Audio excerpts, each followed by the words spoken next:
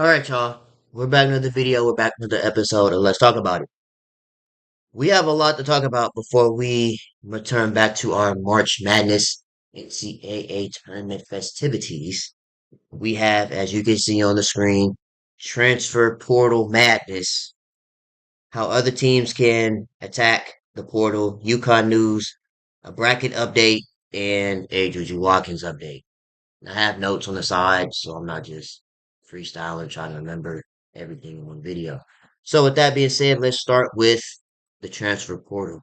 Normally, I don't make videos on the transfer portal because I don't know where these players are going to go, where they find home, or anything like that. But we can just run through this real quick. I do have a comment to go ahead and address from last week about where other players would end up going. So with that being said, let's look at this. I guess you could say free agency. Gabby Elliott, last team was Penn State. Tanaya Latson. Now this one right here caught me off guard. I was not expecting to see Tanaya Latson on the market looking for a new school. Now, if I'm teams like, you can even say USC for an example, right? Because you look at teams like UConn, South Carolina, they're good. They're gonna keep getting newer recruits, right? Even UCLA, they have more Bet Sister coming in, right? If I'm USC and I see my star player Juju Watkins go down, and I see Tanaya Latson on the market,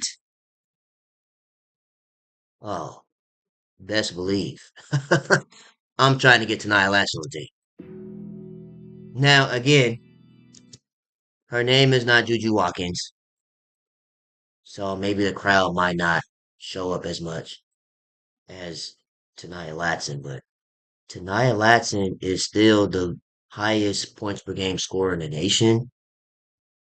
So I'm like, yeah, let's go ahead and snatch her up. Keep her for a couple years. Oh wait, she's a junior. Next year she'll be a senior. If I'm USC and I see this, I'm like, man, look, I know Juju is down for a year, but you can still catch these endorsements, still get paid. The entire USC team has a Chipotle deal. You're gonna get recognition. USC has been a hot place to be at recently. You got Snoop, Michael B. Jordan, Sanaa Lathan, Kevin Hart. You got a lot of celebrities pulling up to these USC games. If I'm USC, I'm attacking this portal heavy, being very aggressive. So shoot, and even Kayomi McMiller. This was a player that's was labeled as Kyrie Irving in high school, and I could see this too because of the incident that happened with USC, that USC game with Rutgers that she was supposed to play, and I was expecting to see her play, and then it didn't happen because I don't know, still don't know to this day. I don't know if it was a locker room issue or what, but I'm attacking the top scorers with Tanaya Latson and Kayomi McMiller and saying, look, do you want to get paid? Do you want recognition? Do you want endorsement deals? You want to come to USC? It's a possibility. Or you could always go to a UConn or a South Carolina. You go to South Carolina, that's a guaranteed Final Four. UConn, you're always going to compete for a championship. USC, I'm looking at this portal for bigs because a lot of their height is leaving with Kiki going to the draft. Red Marshall's graduating. Clarice is graduating. TVO is graduating. Talia, she's graduating. Um, did I say Red Marshall? Yeah. Uh, their whole height is leaving. So if I'm USC and I look at this transfer portal, I see a lot of bigs that are on the market right now that could get picked up. So shoot, for scores, you get another guard like Tanaya Latson that could still score at a high rate. 25 points a game, 26 points per game. See how she played versus LSU? Go ahead and snatch her on up off the market before it's too late. And Akami McMiller, two scores. Okay, so Cody McMahon, right? This height is completely wrong. There is no way Cody McMahon is 5'7". I can tell you right now, Cody McMahon is not 5'7". But Cody McMahon is more like you get Cody McMahon, you get more of a Draymond Greenish type of player, a player that could play defense, very aggressive. The only thing about Cody that I've been seeing within these last week and a half, she has some crash out tendencies. I seen a video of her flipping off Iowa fans. I seen it. She crashed out when they lost to Tennessee. Now I'm not saying she's like a cancer in the locker room, but you get Cody McMahon, that's like a Draymond Green type of player, type of production you're gonna get. She can score, she can play very tough defense. So I would be on the market to look out for Cody McMahon as well. Um, Nyla Harris, 6'2". Okay. Nyla Harris is a pretty good guard. I mean, not guard. She's more like a good wing. Has some good lateral quickness. What's her stats? Let's look up her stats. Nyla Harris stats. Yeah, cool. 8 to 10 points, like I figured. 8 points, 9 points, 5 boards. She played defense. She played a little defense, get it just under a steal. Yeah, I can see somebody picking Nyla Harris up.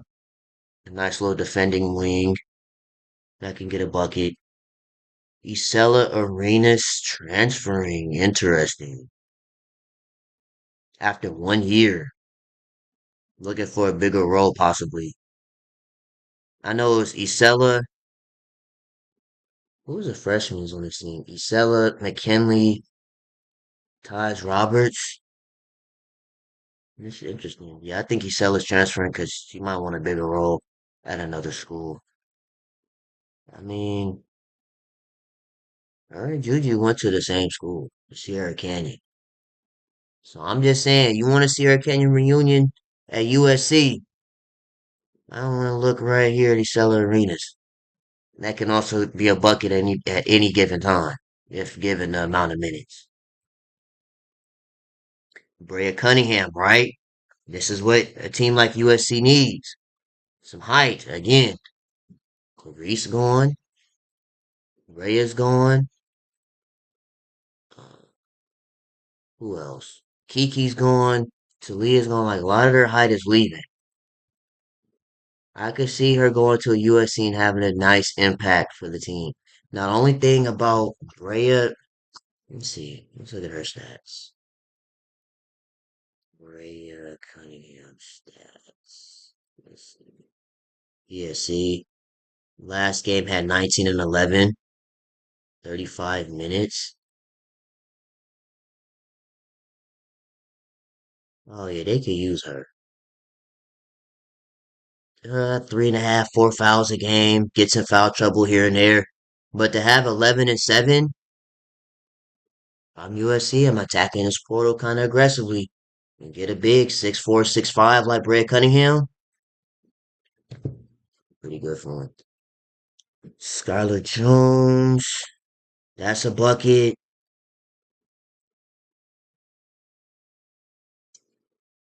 Okay. Of course, Dominique, we know she was leaving. One name I don't see in this list is Jada Williams, right? My honest opinion, I don't think Jada should have went to Arizona, to be honest with you. She would have stayed at UCLA, which is her original commitment before she decommitted. She would have stayed at UCLA. That team would have been nasty. I'm not gonna lie to you. You got Kiki, London, Jada, Jania Barker, Lauren Betts, Hawkes. It would have been a nice little team.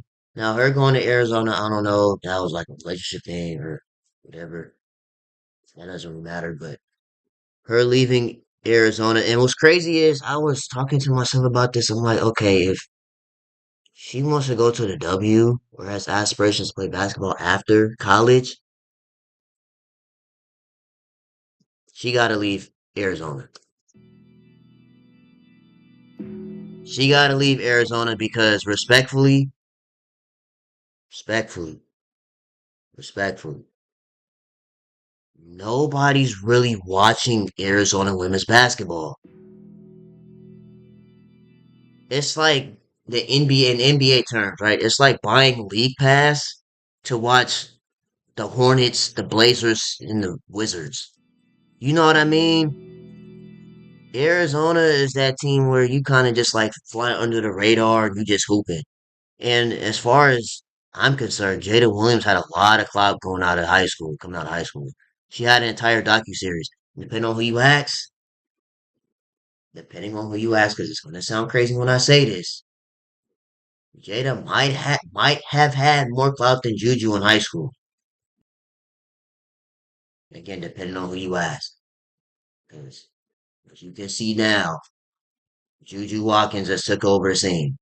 But if you want to go back to high school, she had a two-season docu-series on overtime, right? But yeah, her leaving Arizona. Now, what team do I see her going to?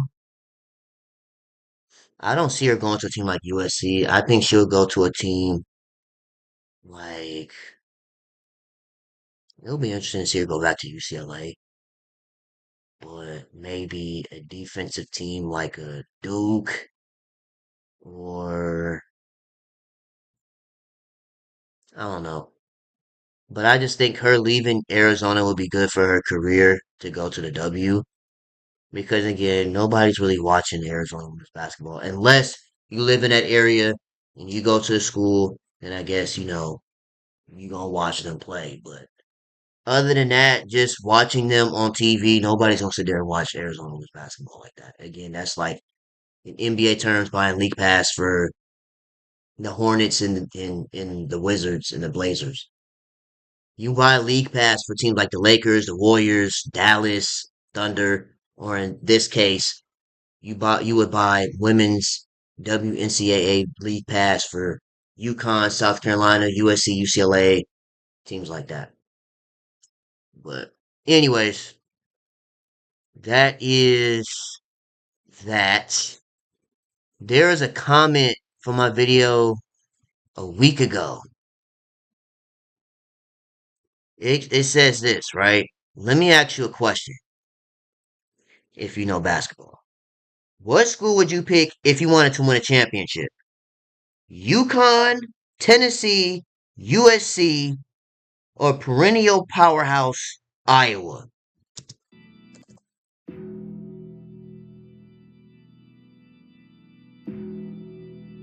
Oh, we gotta read this again. Let me ask you a question. What school would you pick if you wanted to win a championship? UConn, Tennessee, USC, or perennial powerhouse Iowa?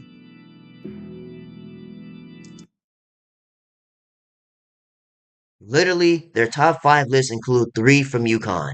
If you recruit the best players in the nation every year, you're going to win a championship sometime.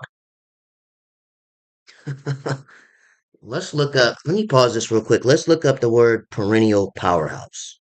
Okay. So the term perennial powerhouse in sports refers to a team or player that consistently performs at a high level and wins repeatedly over time.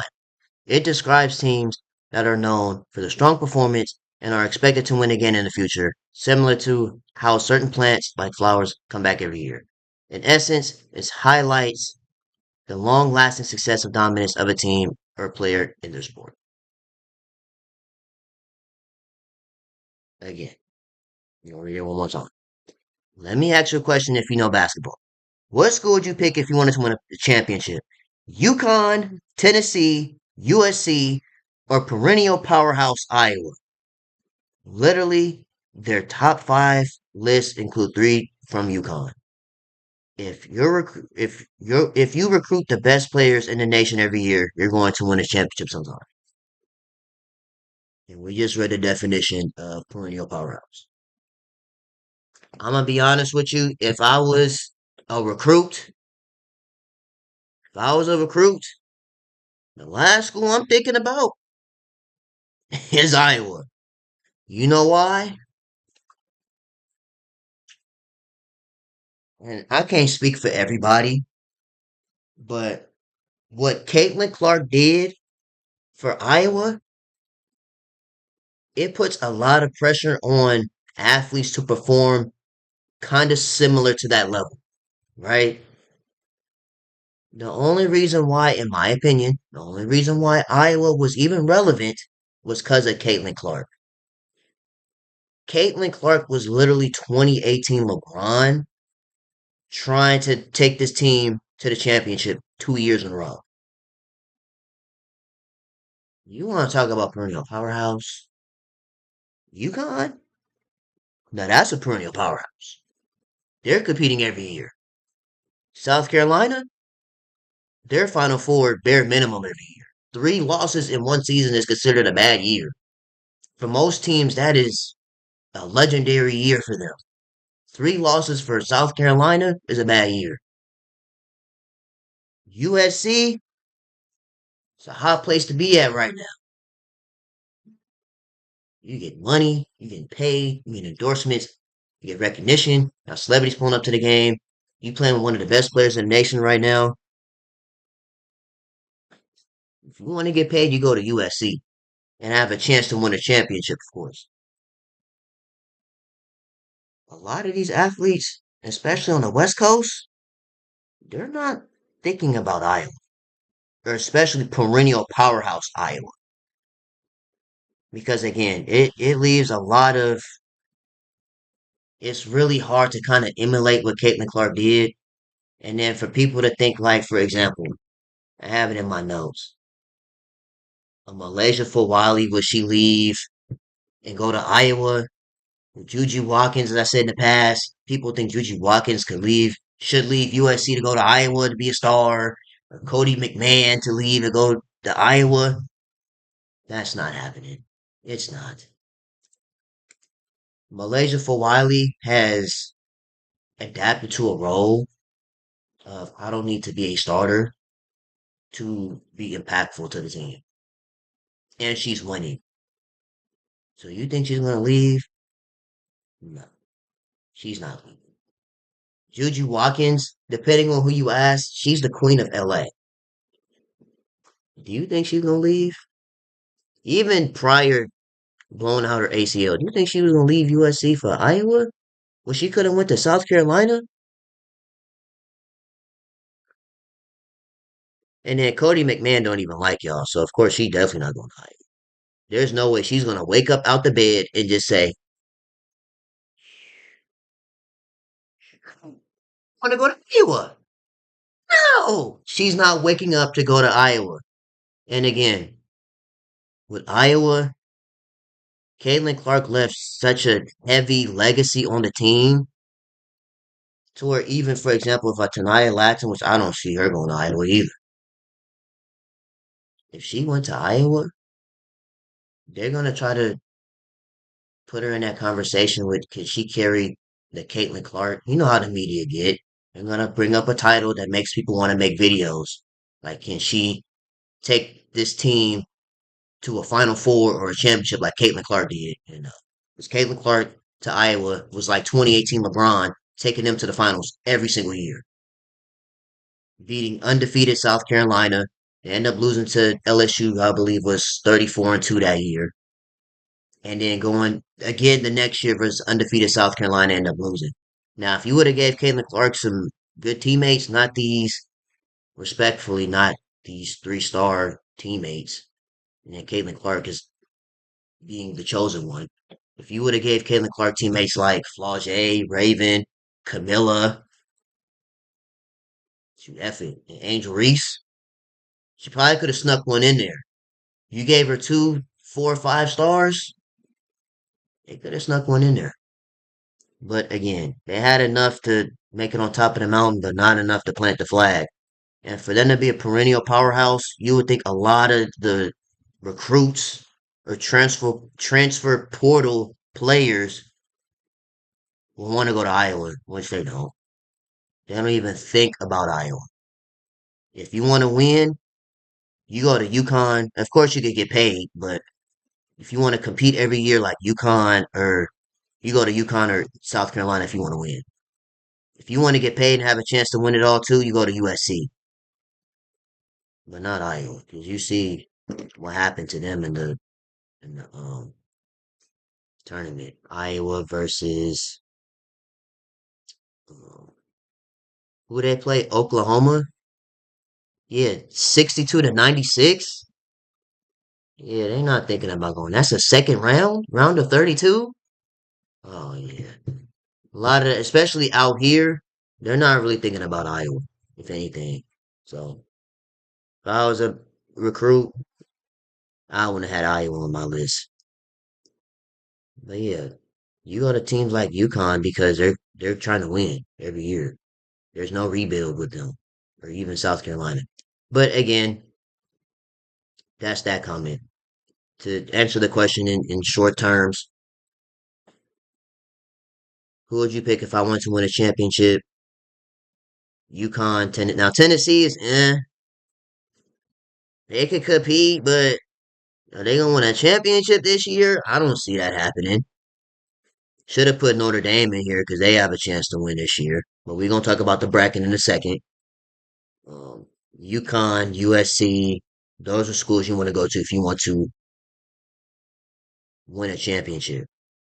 Iowa is kind of like in that rebuild phase, and I don't really see them making a Final Four or anything anytime soon. As I said off camera, if Iowa was to make the Final Four or the championship this year, they're doing voodoo because there's no way. With the team they have this year, with no Caitlin Clark, because again, Caitlin Clark was the main reason they was making these deeper runs into the championship. But anyways, let's keep going. Next on our notes, we have UConn news. Let's look up some of these UConn news here. Still without a national championship, Paige Beckers knows this tournament will define her legacy. Watches Beckers ties a career high UConn game. All right. So this is what Paige had to say with her legacy on the line. If you're gonna shy away from it at all, if you're gonna shy away from it at all, and if you don't want that pressure, then just don't come to UConn. And again, that goes to the comment we're just talking about, right? UConn is one of those teams that's going to compete every single year. Paige Beckers, who's at UConn right now, that's more than likely going number one in the draft. If you're going to shy away from the pressure, and if you don't want the pressure at all,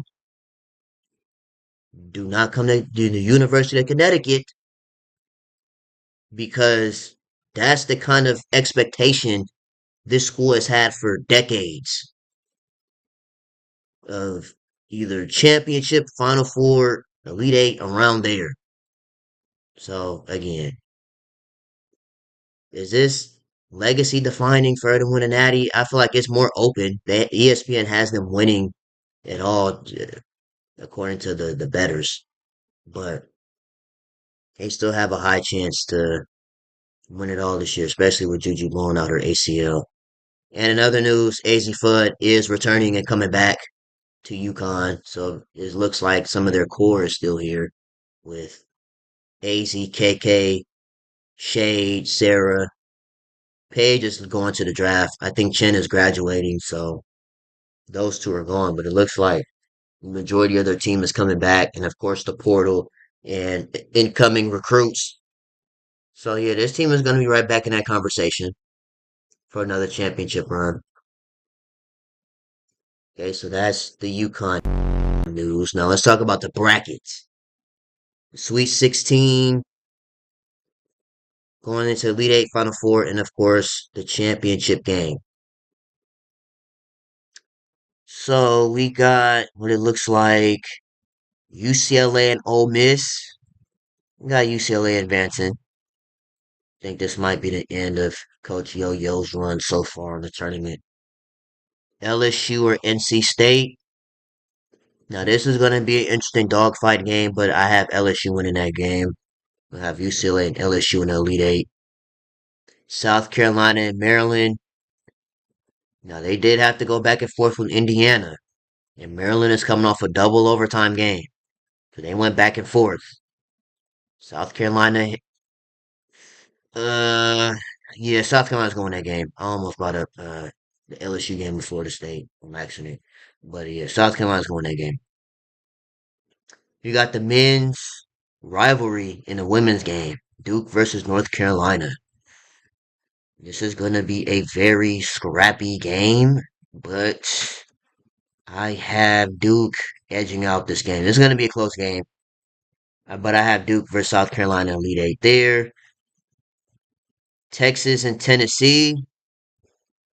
This could go down to the wire, but I have Tennessee winning that game. I mean, not Tennessee, Texas. I have Texas winning that game, but it's going to go down to the wire. I have Texas winning that game. Um, on this side, USC versus Kansas State. As long as USC keeps that same energy they had versus Mississippi State, they should be able to beat Kansas State. Because again, this team is pretty tall, they're big, they have shooters. So does USC. K State, they got a big body, right? They have a Yoka Lee, but USC, they also have big bodies. They have Kiki, who this is now her team, because you know why. You got Rhea, you got Clarice, you got Viv. So as long as everybody's rotating, playing defense, knocking down their shots, getting to the basket, drawing fouls, I could still see USC beating Kansas State as long as they play together as a team and keep that same energy they had versus Mississippi State. And now they have something to play for outside of playing for themselves. UConn and Oklahoma. I expect UConn to handle business. Oklahoma is a big team. They have Beers, Reagan Beers, but yeah, I got UConn doing what they're supposed to do. Now, I saved Notre Dame versus TCU for last because this is going to be a very interesting game now, right? Looking at the teams on paper, Notre Dame is supposed to win based off of talent, right? Notre Dame is supposed to win because they have the better looking team on paper and the talent. They have Hannah, Olivia, Citron, Maddie, Leah Two King, Koval, Croissant, Cass Prosper, and everybody else on the team, right? So they have the better team on paper. But again, earlier this year, TCU has beaten Notre Dame already, and TCU beat Notre Dame based off of what I'm going to say next. The only way Notre Dame loses this game, because so far they look like they went back to that winning formula, that championship level team, right? At least Final Four, Elite Eight, Final Four team. If Notre Dame goes in this game versus TCU, which in some people's eyes, depending on who you ask, is a upset game. It depending on who you ask. If Notre Dame goes in here with this mentality of Hannah Hidalgo take us to the promised land, Hannah save us, and Olivia Miles is not aggressive, or Sony Citron is hit or miss, and Maddie Westbrook and Leah King shots aren't falling, and it's just Hannah take us to the finish line. If it's 1v5 or 2v5, TCU is going to beat this team, bro. Notre Dame, what I've noticed about Notre Dame, what I've noticed about Notre Dame is they play fast. When they play fast, they're going to win the game. When they're playing at a pace of, you're playing at our pace, not us playing with your play. Let me slow down. Notre Dame wins games by fast pace. Notre Dame has to play with, you're playing at our pace, not at TCU's pace. Because if Notre Dame is going with the flow, trying to figure out what CCU is going to do, it's not going to be a pretty game. So Notre Dame has to play at their pace, which is fast, getting rebounds, pushing the ball up the court. Hannah's running, Citron's running, Olivia Miles is up the court, throwing the passes, getting stops, getting involved, everybody getting involved. And on paper, Notre Dame can win this game. But if they say, Citron, hit your shots, please, and that doggo, please scream as loud as you can for this win, they're not going to win the game. And TCU's going to upset. Depending on who you ask, they're going to upset. And we're going to get a battle of Texas in the Elite Eight.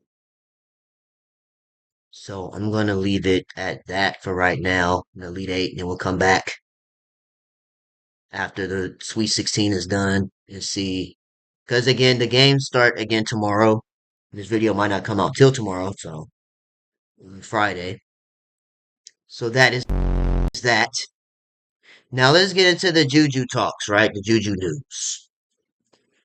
So everybody knows this ad, right? The ESPN labeling or naming out the best players in college and things like that, right? The ESPN ad. This is the original ad.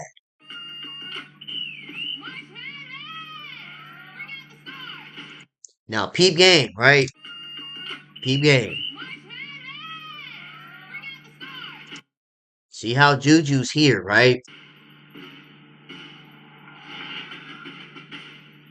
This is before the tournament started. Tips off March 19th, so this is the original ad. Now, we're going to watch this 30-second clip and see if you see a difference. Okay, guys, y'all know how there's this March Madness Sweet 16 like commercial? They actually took Juju Watkins out of it because she's usually the one that starts off. But watch this.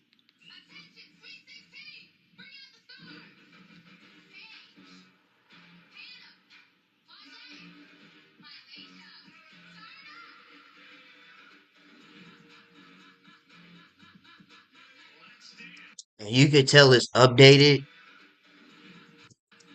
because they put the three in here from Ray and Marshall. Now that picture was Aura. That could have been an album cover. But as you can see from the original ad, Juju Watkins is not here. It goes straight to Paige and then Hannah. Now from the original ad, um, Juju was there. Now I've been seeing a lot of people saying that because Juju Watkins tore her ACL, tore her ACL, blew out her ACL, that ESPN just scratched her off the commercial. Right, as it says right here, it's the right move. Otherwise, it's false advertising if she's not playing. So, yeah, you guys let me know how you feel about that with Juju not being a part of the ad because she tore her ACL. She's not going to play. Because I've been seeing a lot of people when she did tear her ACL, it's still devastating to even have Juju Watkins and torn ACL in the same sentence.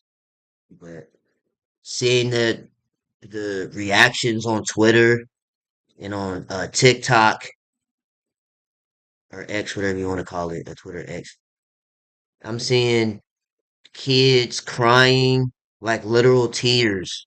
Like their mom is recording these kids crying because of Juju Watkins is not playing. Yeah, man. So there's that, right? We also have this video.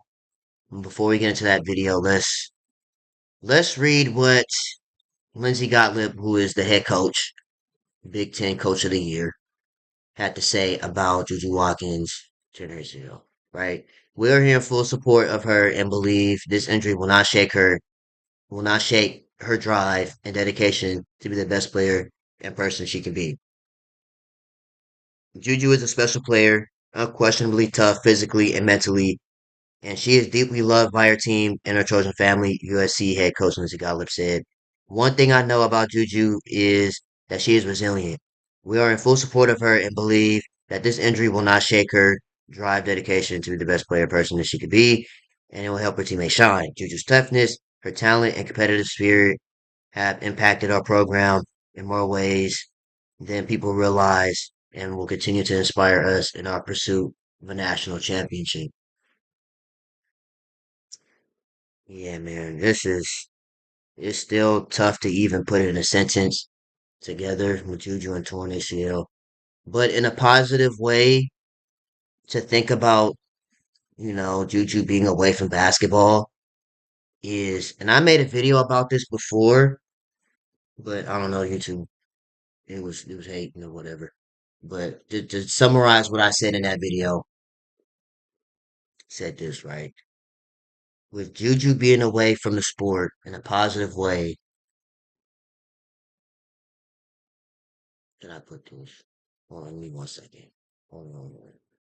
Okay, right. So with Juju Watkins being gone away from basketball, it can give her a chance to kind of relax, kind of relax, reset, right? Give her a reset button and just take it all in a sense of look at where basketball has taken me, right? Now she has more free time to do things that she may not have had time to do before, as far as maybe reading, writing, meditating, praying, journaling more, kind of taking a step away from basketball because what people have to understand is basketball is not forever, right? Uh, This right here, this right here, this isn't forever, but your mental health and your emotions, that is. Now I understand it, right? For somebody that's addicted to hooping like Juju is, right?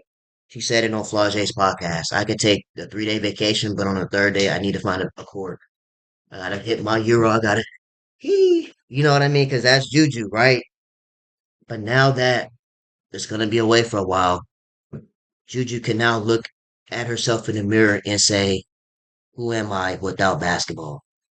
Who is Juju Watkins without stepping on the court, getting my bun ready for about an hour, putting on my Kobe's, and then putting on a show for the people?"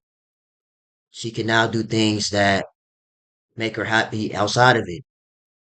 Again, maybe doing more reading, journaling, in meditating and praying. Just like with Kobe, right? For example, Kobe Bryant has been locked in for 20 straight years, right? He was so locked in, but when he retired, after the blood, sweat, tears, grind, away from the family, because you got basketball games and stuff like that, and injuries, when he tore his Achilles and stuff like that, it was just heartbreaking in itself. But once he retired, he just had so much free time. He was coaching his daughter's games. He was at other athletes' games. He wrote a book, got an award for the book. Now you can think about it in a way of Juju can now write a book because every hero has a story that helps the legend live forever. Every hero has a story that helps the legend live forever, right? So now you can write the book of the chosen bun, right? The chosen bun, not the chosen one, the chosen bun, right? Went from a kid that I don't know, was it tennis? She could have ran track, but she was inspired by Candace Parker, and Maya Moore, and LeBron James, and just said, I want to be a basketball player. Went to Windward, transferred to Sierra Canyon for a couple of years, prestigious high school that, I mean, you could go there, but the high profile athletes and players that go to Sierra Canyon, right? Got NIL deals, Nike commercials in high school, went on a visit with South Carolina, Stanford, and USC. You know how many people would love to go to USC or South Carolina, even Stanford, especially South Carolina, because it's like that's one of the powerhouse schools that we was talking about earlier. To even know the first letter of their name, she had the option to go there, but she said no. I want to put on for my city, bring a championship to my city, give back to my community. You can't make that up. And then you think about it, it's like, man, She not gonna come in here and be impactful like that day one. Like she could be good. Excuse me, like she could be good, but she not gonna really just change the whole city. But look what happened. She went from there's no way she's gonna do this day one. She went to a school that was kind of under the radar for a while, right? Goes to USC. She doesn't live far from the school as it is. Drops 51 on Stanford as an 18-year-old, right? On Cameron Brink and Kiki Area Finn. That was on Stanford that year, right? Takes this team to the Elite Eight, then gets Kiki on the phone and convinces her to transfer to USC. Gets three McDonald's All Americans, has a crazy run, and then boom, blows out her ACL, does ACL. But again, this is it's not the end of the story, it's just the end of a chapter. This is not the end of her story, it's just the end of a chapter. Because when she's come back in that fall of 26, because torn ACL, that takes a while. That's not something you could just shake back in a week and be all good to go. And even with that situation, if I was the head coach, if I was Lindsey Gottlieb, after thinking about it for a few days, start to think like, do I even play Juju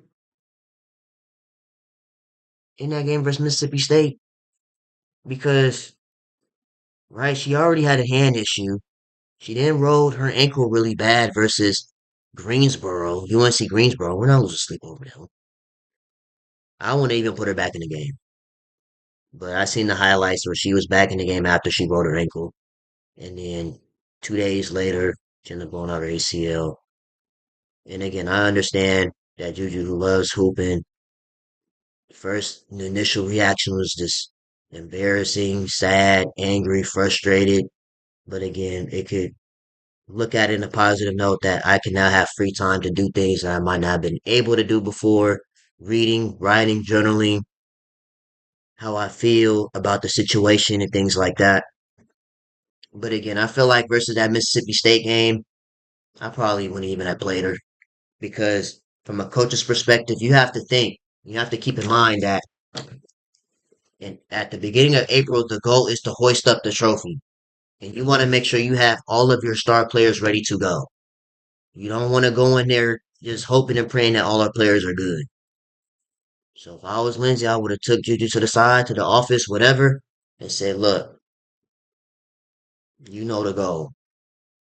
You know the goal. I know you love playing every game. That's not the goal. The goal, we're not here to chase no Caitlin Clark record, none of that. And that's what I didn't understand either. Why are people bringing up Caitlin Clark in a situation like this? And I did see the tweet what Caitlin Clark had. I didn't pay that no mind. Kid thing, I didn't pay that no mind. I'm just, you know, glad that she said something because even if she did say anything, and even if she didn't, that would have been an issue. So that's here or there. But I see people on YouTube saying that that was Caitlin Clark, she would have passed it. Caitlin Clark has nothing to do with this situation at all, in my opinion. But yeah, if that was me. I wouldn't even played her in that Mississippi State game. We're not losing sleep over them. You see how they played without her, without Juju even stepped on the court. But from the end of the first throughout the whole game, you see how they look, how they played. Gave Juju an entire week. Because you can look at it like this, right? You give your star player a week from that Saturday to Saturday. After that game till Saturday, because they played again on Saturday versus K State. Give her a week to recover, rest, relax, get your body right, get your mind right, get ready to go to war. Sweet 16, whatever happens, happens. Right? Or you say she's fine, she can get up and down the court, no problem. You play her after hand injury, ankle injury. You see, she blew out her ACL. And it's been a coin flip ever since then. It's like, who do you blame? Do you blame her? Blame Juju for wanting to play so many games and people saying stat padding and things like that. I'm like, whatever. Stat padding to Is it the coach and the media putting pressure on Juju to be Caitlyn 2.0 and whatever? That's just nonsense, at least to me. Because Juju, if she wanted Caitlyn's advice, she would have took the advice day one. The media has a job, and that's to say things to help them get paid. You know what I mean? You know what I'm saying? Like they have a job to get paid. They're gonna say anything, but it's up to the coach to play the players. It's not the media. Because even if Juju was playing 28, 27 minutes, they're still gonna be saying the same thing that she's the face of women's college. So to say that, oh, it's the media's fault putting this much pressure on her, and it's not up to the media to play her. It's up to Juju to perform, but it's not up to the media to say this, say that, say that. They saying that so they can get paid their paychecks. Juju's the one that has to perform, and it's up to the coach to put her in the game. But that's how I feel about it. And a couple more notes, right? Shout out to Juju as well. I don't know if I have this up. I don't. But Juju Watkins this August is getting her player edition shoes. Even though we will not see her play in these shoes until possibly fall of 2026, um, it is still great to hear that she's still getting, recognized and acknowledged and still getting her shoes, right? And in my honest opinion, oh, well, we're gonna say that. We're gonna say that, right? Um, what else? The shoes. Oh, I kind of spoke this into existence too because I had a curious question, right? So Asia Wilson has shoes for 2 years that just dropped, just recently, right? Paige Beckers has player edition shoes. Now imagine if Juju Watkins had player edition shoes and Caitlin Clark still rocking them same Bruce Lee Kobe's, right? And now we can see, I know there's a couple articles that talk about it. Let's see if we can pull them up real quick. Okay, so this is the where the article came from. So according to KicksFinder on X, she'll receive her own Nike GT Cut 3 Turbo LE this fall. The release date is set for August 1st of 2025 with a retail price of $200. 200 bones, right? The colorway. Coconut milk and black amarillo. Here's a link to the post on X. Hmm. Interesting. So y'all drop $200 for some Juju ones? That's technically what these are until the official Juju shoe line comes out. Same with Paige. These are the beginning stages before she gets her shoes. So now back to my question, right? So Asia Wilson has shoes that's been hiding for 2 years that just dropped. Paige and now Juju has player edition shoes. Caitlin Clark still rocking them Kobe's? I thought she was the face of not just basketball, not just women's basketball, but basketball period. Nike still ain't gave her no shoes yet. So now you have to ask yourself, who is to blame for this? Is it Nike? Is it Caitlin Clark's management team? Her endorsement team? Is it the fans? Because you already know the way how the Clarkies move, those shoes are selling like, they gonna sell like hotcakes, bro. Because again, the Clarkies they multiply. Like there's just more and more and more of them every day. You see why they're moving games. That's why I don't understand the Juju and Caitlin Clark comparison because for one, these are two different players. They play two different positions and they have two different play styles. Caitlin Clark is more of a playmaking, shot creating sharpshooter, and Juju Watkins is more of a two-way walking bucket. So that's why I get confused at why are we even pushing this agenda in the first place? These are two different players, two different positions, and I mean now we have to wait till Juju's senior year to see the kind of impact she'll have. But I think Juju's first game back is gonna be electric for sure because she's the fan favorite. See all the kids, the little Juju beings. rocking the bun, wearing the jersey, the custom shirts I seen in the crowd the last game. The Juju's a fan favorite, so when she comes back next, not this season, but the season after next season, she comes back, that game is gonna be crazy. But yeah, when it comes to Caitlin Clark, this is a whole different player.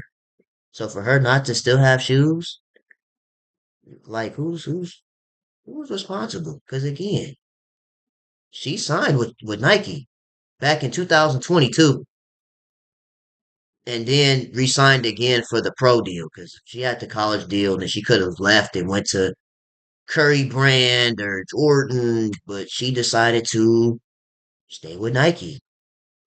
And she's still rocking them same Kobe's. Meanwhile, you got players in college, and one is leaving college, and the other one we're not going to see in 2026, and they got player editions. I found that kind of interesting.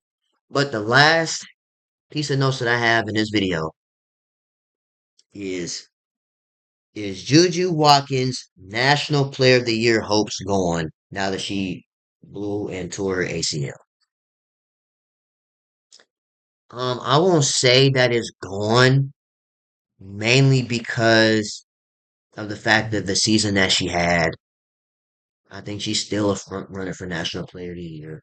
Now, if she does win, hypothetically speaking, because we won't know till the season's over, stuff like that. But if she does win National Player of the Year, a lot of people, I'm telling you this as a warning now, a lot of people are going to be upset because they're going to bring up the fact that, oh, well, she tore her ACL. Let's just forget what she had the entire season.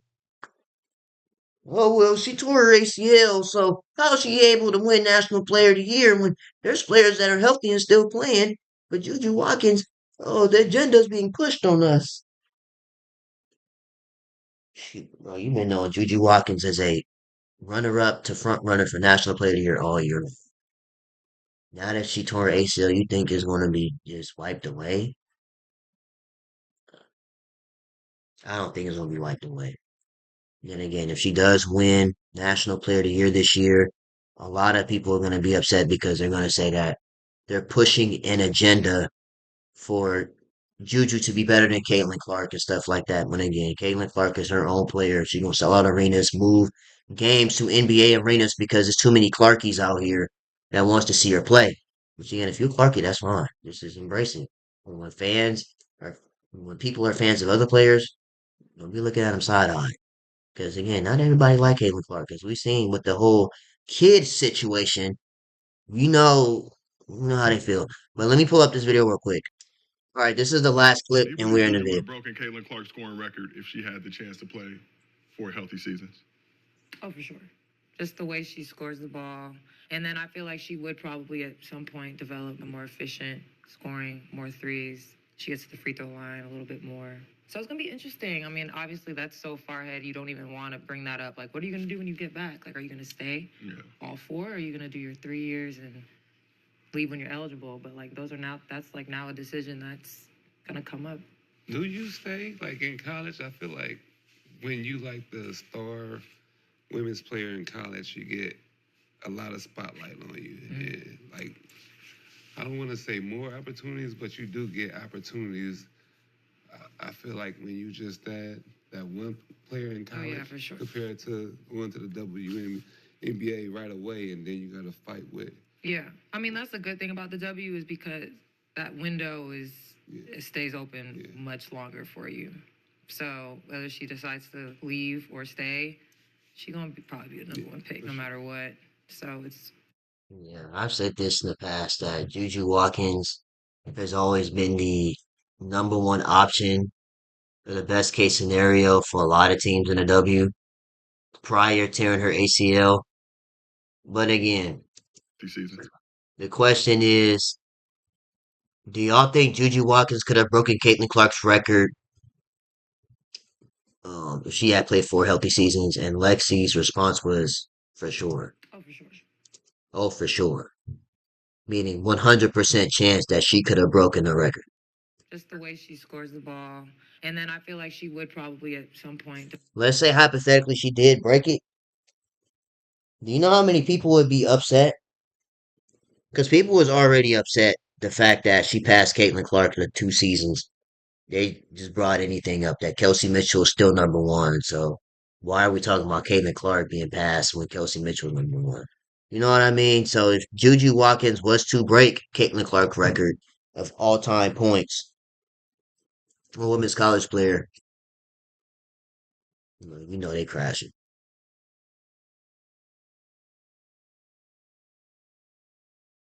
Um, Somebody said, "Oh, sure, because we have the same skin color." Interesting.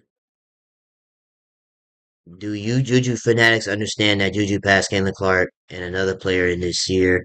So what? She would not duplicate what Cece did, Caitlin Clark did over the last 2 years. She would have to average 30 points a game for 2 years. You make it seem like that's impossible. I mean, it's impossible now, but prior to tearing the ACL, you act like scoring 30 points a game or averaging 30 is impossible. Like, it's definitely possible. Her bag went down this year, not up. Well, look at the team she has. She has more options. Kiki Area-Finn's a top 5 pick in the draft. Depending on how she plays the rest of this tournament, she can go up in the rankings, in the draft rankings, depending on how she plays. And then you also have 3 McDonald's All Americans and a lot of good role players on the team. So I don't expect her to average 40 and 35 points per game, 40 points per game with the team that she had. Anyway, her shot selections continue to be suspect. This does not take it away from her, take anything away from her, but she is not going to. She is not going to, and never was going to be the NCAA scoring record. That is huge cap. Again, that's her opinion. No, you're only saying that because she's black. Lexi still thinks Angel Reese can score more college points than Caitlin Clark. Interesting. But anyways, with that being said, this video is an hour, if not over an hour. We covered a lot. Went over the transfer portal madness with a lot of players like Cody McMahon. We use USC as an example. Cody McMahon going to USC will be interesting. That she will have more like a Draymond Green role. Jada Williams, I don't see her going to USC, but she could play a significant backup role, backup PG role. If she would have stayed at UCLA, that would have been very interesting. But her leaving Arizona was good for her, a good career move because nobody's watching Arizona. Again, that's like buying League Pass to watch the Blazers and the Hornets unless you're from there, you know? That's my phone. Yeah. Tanaya Latson was the one that caught my attention the most because I didn't see that coming. And again, if I'm USC, I'm attacking. I'm being very aggressive in the portal, just in general. But Tanaya Latson being open, I'm definitely going for that kind of player. Because while Juju is gone, you still have the highest point per game score in the nation on the team. So yeah, and then we talked about certain high level players. Saw that coming up. Certain high level players not going to Iowa because they don't view them as a perennial powerhouse. They don't. A lot of top recruits, they don't really see Iowa as a good destination, mainly because Iowa and Caitlin Clark, what she left Iowa was a very high legacy. She got her jersey retired the season into the WNBA. Her jersey's retired, and that leaves a big shoes to fill going to Iowa and putting on a show almost every night because we've been spoiled with 30, sometimes 40 point games from Caitlin Clark in Iowa. And again, it leaves big shoes to fill going there. And if you don't perform at a certain level, you might be cooked. Iowa's not getting a player like Malaysia for Wiley or Cody McMahon. She don't even like y'all. But Juju Watkins, that's not happening. Now again, I could be wrong. You could prove me wrong by seeing a powerhouse player go there, but I highly doubt it because Iowa's cooked. Once Caitlin Clark graduated and left Iowa, that was their chance of winning. But she left, the winning left too. It was done. Um, UConn news. We talked about Azzi Fudd staying another year. Paige bringing up the pressure of being a UConn player. Their championship aspirations every season. We talked about the bracket, the Sweet 16, and then Juju's update with her coach, what she had to say, the shoes, and just random things about Juju Watkins. And sending love and prayers to her family, everybody that was close to her, and her having more opportunity to do things that she didn't have beforehand. So, prayers to her and her speedy recovery. It's tough, bro. Anyways, that's the end of this video. Make sure you guys like, comment, and subscribe to the channel if you guys appreciate it. And I'll see you guys in the next video, man.